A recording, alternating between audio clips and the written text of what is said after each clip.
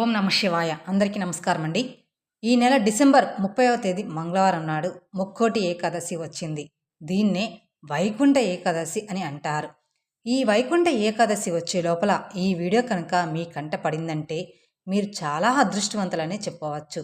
ఎందుకంటే ఈ ఒక్కరోజు చేసే పూజలకు కోటి జన్మల పుణ్య ఫలితం లభిస్తుంది. ఈ ముక్కోటి ఏకాదశి నాడు వైకుంఠ ద్వారాలు తెరుచుకుంటాయని, ఆ రోజున స్వామివారిని దర్శించుకుంటే మోక్షం లభిస్తుందని నమ్మకం. కానీ ఈ ముక్కోటి ఏకాదశి నాడు 33 కోట్ల మంది దేవతలు వైకుంఠానికి చేరుకొని శ్రీ మహావిష్ణువుని దర్శించుకుంటారు. కాబట్టి ఈ వైకుంఠ ఏకాదశి నాడు మనం కూడా విష్ణు దేవాలయానికి వెళ్ళి విష్ణుమూర్తిని దర్శించుకుంటే విష్ణుమూర్తితో పాటు ముక్కోటి దేవతల అనుగ్రహం కూడా కలుగుతుందట.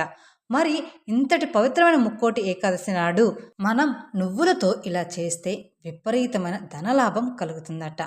ముఖ్యంగా ఈ ఏకాదశి రోజున ఖచ్చితంగా నువ్వులను ఉపయోగించాలి. మన పురాణాల ప్రకారం ఈ ఏకాదశి రోజున నువ్వులను ఉపయోగించాలని వేద పండితులు చెప్తూ ఉన్నారు. కాబట్టి ఏకాదశి రోజున విష్ణుమూర్తిని ఎలా పూజించాలి, నువ్వులను కూడా ఎలా ఉపయోగించాలి అనే విషయాల గురించి ఇప్పుడు ఈ వీడియోలో మనం తెలుసుకుందాం. కాబట్టి వీడియోని ఎక్కడా స్కిప్ చేయకుండా చివరి వరకు చూడండి. అలాగే మొదటిసారి మీరు మా ఛానల్ చూస్తున్నట్లయితే మా ఛానల్ సబ్స్క్రైబ్ చేసుకొని నన్ను సపోర్ట్ చేయండి. అలాగే కామెంట్ బాక్స్లో ఓం నమ శివాయ అని కామెంట్ చేయండి. ఇక వైకుంఠ ఏకాదశి ఈ నెల డిసెంబర్ 30వ తేదీన వచ్చింది. అది కూడా మంగళవారంతో కలిసి వచ్చింది. అన్ని ఏకాదశుల కంటే ఈ ఒక్క ఏకాదశికి మాత్రమే కొన్ని వేల రెట్ల పుణ్య ఫలితం ఉంటుందని మన శాస్త్రాలు వివరిస్తూ ఉన్నాయి. సాధారణంగా ఏదైనా గుడికి వెళ్ళినప్పుడు తూర్పు ద్వారం నుండి దేవుని దర్శించుకుంటాం. కానీ ఈ వైకుంఠ ఏకాదశి నాడు మాత్రం విష్ణు దేవాలయాల్లో ఉత్తర ద్వారాలు తెరుస్తారు. ఈ రోజున ఉత్తర ద్వారం నుండి ప్రవేశించే స్వామిని దర్శిస్తే పునర్జన్మ ఉండదని, వైకుంఠ ప్రాప్తి కలుగుతుందని నమ్మకం. కాబట్టి ఈ ముక్కోటి ఏకాదశి నాడు ప్రతి ఒక్కరూ కూడా తప్పనిసరిగా వెంకటేశ్వర స్వామిని పూజించి ఉపవాసం ఉండాలి.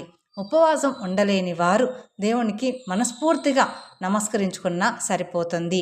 ఇక ఈ నూతన సంవత్సరం అంతా స్వామివారి అనుగ్రహం మీ ఇంటిపైన ఉంటుంది.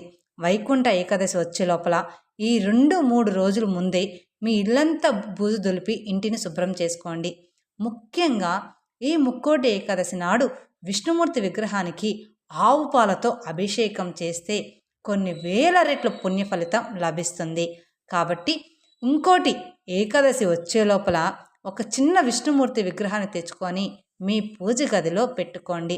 అలాగే ఈ ముక్కోటి ఏకాదశి నాడు ప్రతి ఒక్కరూ పూజ గదిలో తప్పనిసరిగా బియ్యం పిండితో శంఖం, చక్రం, నామం ముగ్గులు వేయాలి. తద్వారా స్వామివారు మీ ఇంట్లోకి అడుగు పెడతారు. విష్ణుమూర్తికి అత్యంత ప్రీతికరమైన వాటిలో తులసి దళాలు ఒకటి. కాబట్టి ఈ వైకుంఠ ఏకాదశి నాడు తులసి దళాలతో స్వామివారిని పూజించండి. తులసి దళాల మాల కట్టి స్వామివారికి సమర్పించండి. అప్పుడు మాత్రమే మీ పూజకి ఫలితం అనేది దక్కుతుంది. తులసి లేని పూజ అసంపూర్ణమని మన శాస్త్రాలు వివరిస్తున్నాయి. కాబట్టి ఈ వైకుంఠ ఏకాదశి నాడు ఇంట్లో పూజ చేసేవారు మీ పూజ గదిలో ఉన్న వెంకటేశ్వర స్వామి చిత్రపటానికి తులసిమాల వేసి దీపారాధన చేయాలి.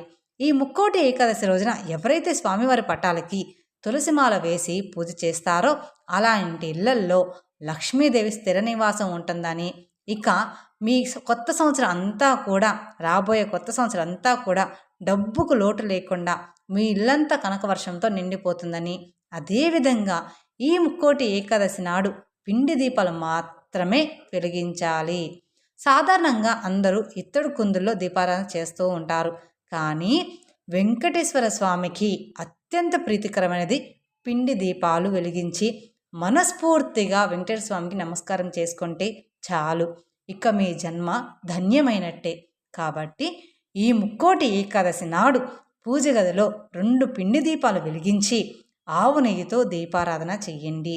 అదేవిధంగా స్వామివారికి నైవేద్యంగా వడపప్పు, బెల్లం, పానకం మరియు అరటి పండ్లు నివేదించాలి. గోవింద నామాలు చదువుతూ స్వామివారిని పూజించి హారతి కర్పూరం సమర్పించే స్వామికి నమస్కారం చేసుకోండి. చాలు, ఇక స్వామివారి చల్లని చూపు మీ ఇంటిపై పడుతుంది. ఉదయాన్నే ఇంట్లో దీపారాధన పూర్తి చేసుకొని మీ దగ్గరలో ఉన్న విష్ణుమూర్తి దేవాలయానికి వెళ్ళండి. సంవత్సరానికి ఒక్కసారి మాత్రమే ఈ వైకుంఠ ఏకాదశి నాడు ఉత్తర ద్వారం తెరుచుకుంటుంది. కాబట్టి ఈ వైకుంఠ ఏకాదశి రోజున విష్ణుమూర్తి దేవాలయంలో వైకుంఠ ద్వారం నుండి స్వామివారిని దర్శించుకొని బయటకు వస్తే 7 జన్మల పాపాలన్నీ కూడా వెంటనే తొలగిపోయి అపారమైన సంపదలు కలిసి వస్తాయని నమ్మకం. ఉత్తర ద్వారం నుండి స్వామివారిని దర్శించుకునేటప్పుడు మీ మనసులోని కోరికలను స్వామివారికి చెప్పుకోండి. ఈ రోజున మీ మనసులో ఏది కోరుకున్నా మీ కోరికలన్నీ స్వామివారి పాదాల చెంతకు చేరుతాయట. ఎంతటి పవిత్రమైన ఈ ముక్కోటి ఏకాదశి నాడు ప్రతి ఒక్కరూ కూడా కుదిరితే ఉపవాసం ఉండండి. ఈ ఒక్కరోజు చేసే ఉపవాసాలకు కొన్ని వేల సంవత్సరాల తపస్సు చేసినంత పుణ్య ఫలితం లభిస్తుంది. అలాగే ఈ వైకుంఠ ఏకాదశి నాడు సాయంత్రం సూర్యుడు అస్తమించిన తర్వాత ఇంటి గుమ్మం బయట తప్పనిసరిగా దీపాలు వెలిగించాలి. ఈ రోజున ఇంటి ముందు దీపాలు వెలిగించకపోతే అలాంటి ఇళ్లల్లోకి లక్ష్మీదేవి అడుగు పెట్టదట. కాబట్టి ఈ ముక్కోటి ఏకాదశి నాడు సాయంత్రం సమయంలో ఇంటి ముందు 2 దీపాలు వెలిగించండి చాలు. శ్రీ మహాలక్ష్మీదేవి వెంటనే మీ ఇంట్లోకి అడుగు పెడుతుంది. ఈ ముక్కోటి ఏకాదశి నాడు మీరు ఇంకొక ముఖ్యమైన విషయం తెలుసుకోవాలండి. బియ్యము మరియు గోధుమలను అస్సలు తినకూడదట. ఎందుకంటే సర్వ పాపాలన్నీ కూడా బియ్యం దానాల్లో నివసిస్తాయట. కాబట్టి ఈ రోజున బియ్యం కానీ గోధుమలు కానీ తింటే మన పాపాలు పెరుగుతాయని నమ్మకం. అలాగే కొన్ని పురాణాల ప్రకారం ఈ ముక్కోటి ఏకాదశి నాడు మురా అనే రాక్షసుడు బియ్యంలో దాంగుంటాడట. కాబట్టి ఈ రోజున అన్నం తినకుండా ఉండాలని ఒక నియమం కూడా ఉంది. అందుకే చాలామంది కూడా ఉపవాసం ఉండాలి అని చెప్తూ ఉంటారు. ఏకాదశి నోడ అన్నం తింటే దీర్ఘకాలిక అనారోగ్య సమస్యలు ఏర్పడతాయని నమ్మకం. అందుకే ఈ రోజున ఉపవాసం ఉండాలని నియమం కూడా ఉంది. అలా అని చిన్నపిల్లలు ఉన్నారు, ముసలి వాళ్ళు ఉన్నారు, పండు ముసలి వాళ్ళు ఉన్నారు, మరి వాళ్ళకి అన్నం పెట్టాలి కదా అని అందరూ అంటారు. కానీ ఆ పరబ్రహ్మ స్వరూపుడే ఒక తులసి ఆకును వేసి సమర్పించండి, సరిపోతుంది. అలాగే కూరగాయల విషయంలో కూడా కొన్ని జాగ్రత్తలు తీసుకోవాలని శాస్త్రాలు వివరిస్తున్నాయి. ముఖ్యంగా ఈ ముక్కోటి ఏకాదశి రోజున ఆకుకూరలు, పప్పు, ధాన్యాలు, ఉల్లిపాయ, వెల్లుల్లి మరియు మాంసాహారానికి దూరంగా ఉండాలి. ఈ ఒక్కటి పని చెయ్యండి. ఇక ఈ ముక్కోటి ఏకాదశి నాడు పొరపాటును కూడా నలుపు రంగు వస్త్రాలను మాత్రం అస్సలు ధరించకూడదు. అలాగే తలకి నూనె రాయడం, శరీరానికి నూనె రాయడం చేయకూడదు. ఏకాదశి రోజున నూనె రాస్తే ఆయుష్ తగ్గుతుందని నమ్మకం. అలాగే ఈ ముక్కోటి ఏకాదశి నాడు ప్రతి ఒక్కరూ కూడా తప్పకుండా మీరు ఖచ్చితంగా తులసి తీర్థాన్ని సేవించాలి. తద్వారా ఆయురారోగ్యాలు కలుగుతాయని నమ్మకం. అదేవిధంగా ఈ ముక్కోటి ఏకాదశి నాడు ఏది చేసినా చేయకపోయినా గోవుకు మాత్రం ఖచ్చితంగా పూజించాల్సిందే. గోమాతలో ముక్కోటి దేవతలు నివసిస్తారు. కాబట్టి ఈ రోజున గోవుకి ఆహారం తినిపించి నమస్కారం చేసుకుంటే ముక్కోటి దేవతలకి భోజనం తినిపించినంత పుణ్య ఫలితం లభిస్తుందని, ఇక మీ కుటుంబానికి ధనధాన్యాలు లోటు అనేది లేకుండా అష్టైశ్వర్యాలు కలుగుతాయని నమ్మకం. ఇక ఈ వైకుంఠ ఏకాదశి నాడు ప్రతి ఒక్కరూ కూడా తెల్లవారుజామునే నిద్ర లేవాలి.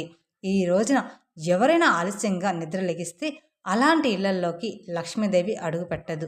కాబట్టి ప్రతి ఒక్కరు కూడా ఉదయాన్నే నిద్రలేచి ఇంట్లో పూజ చేసుకోండి. అదేవిధంగా మధ్యాహ్నం సమయంలో కూడా నిద్రపోకూడదు. ముక్కోటి ఏకాదశి నాడు ఉపవాసం ఉండేవారు మంచం పైన అస్సలు కూర్చోకూడదు. ఈ ఏకాదశి నాడు విష్ణుమూర్తి పూజ కోసం తులసి చెట్టు నుండి తులసి ఆకులు కూడా కొయ్యకూడదు. ఏకాదశి రోజున తులసి దళాలు కోస్తే మహాపాపమని వేదాలు వివరిస్తున్నాయి. కాబట్టి ఒకరోజు ముందుగానే పూజకు ఉపయోగపడే తులసి దళాలను సిద్ధం చేసి పెట్టుకోండి. ఇక ముక్కోటి ఏకాదశి ముందు రోజున అంటే దశమి నాడు రాత్రి సమయంలో భోజనం చేయకుండా ఏదైనా ఫలాహారం స్వీకరించాలని పండితులు చెప్తూ ఉన్నారు. ఇక ఈ రోజున చేసే తులసి పూజలకు అనంత కోటి పుణ్య ఫలితం లభిస్తుంది.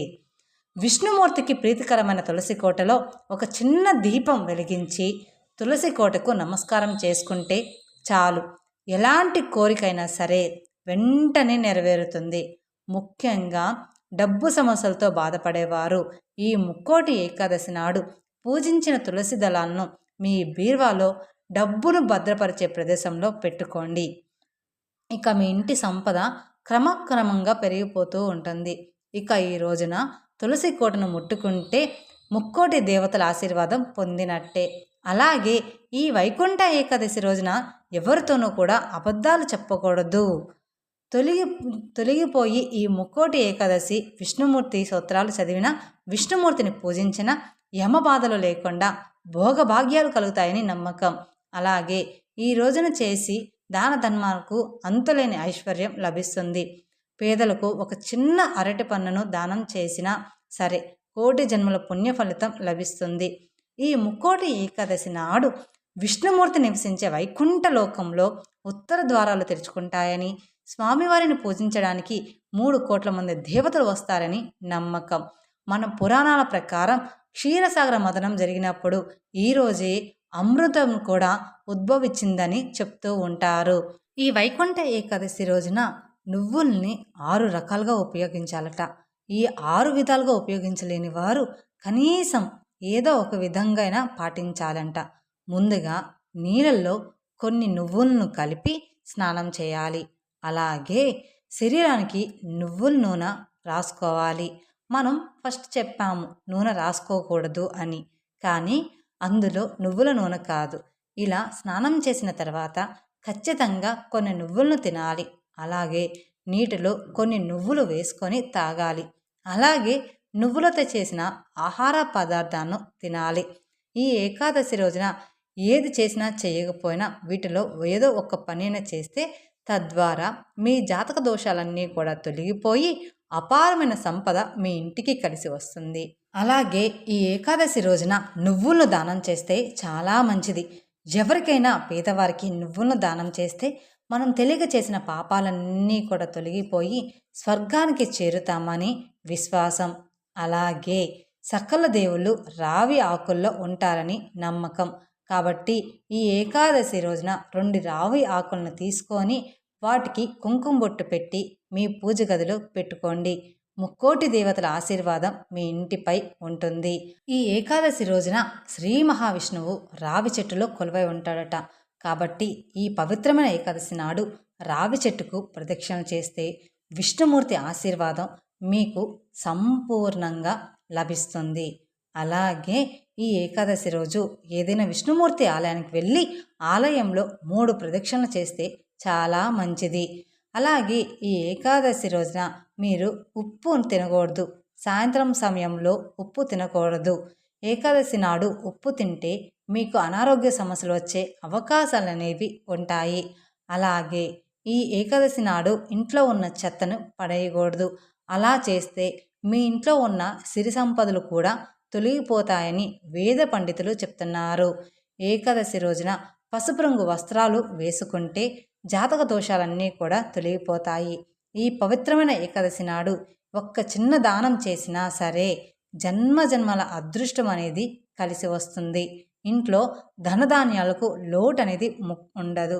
ముఖ్యంగా ఈ ఏకాదశి రోజున ఓం వాసుదేవాయ నమః అనే మంత్రాన్ని 108 సార్లు జపించండి. విష్ణుదేవుని ఆశీర్వాదంతో భోగభాగ్యాలను పొందుతారు. ఏకాదశి రోజున కృష్ణుడికి తామర పువ్వులను సమర్పిస్తే సంతాన ప్రాప్తి కలుగుతుంది. ఇది చాలామంది ఇబ్బంది పడుతున్నారు. కాబట్టి ఖచ్చితంగా కృష్ణుడికి తామర పువ్వులను సమర్పించండి. సంతాన ప్రాప్తి కలుగుతుంది. తెలుసుకున్నారు కదండి నువ్వులతో ఏం చేయాలి అనేది ఏకాదశి రోజున. ఈ వీడియో కనుక మీకు నచ్చినట్లయితే మరికొందరికి షేర్ చేయండి. అలాగే మొదటిసారి మీరు మా ఛానల్ చూస్తున్నట్లయితే మా ఛానల్ సబ్స్క్రైబ్ చేసుకొని నన్ను సపోర్ట్ చేయండి. Thank you for watching my video. ఓం నమః శివాయ.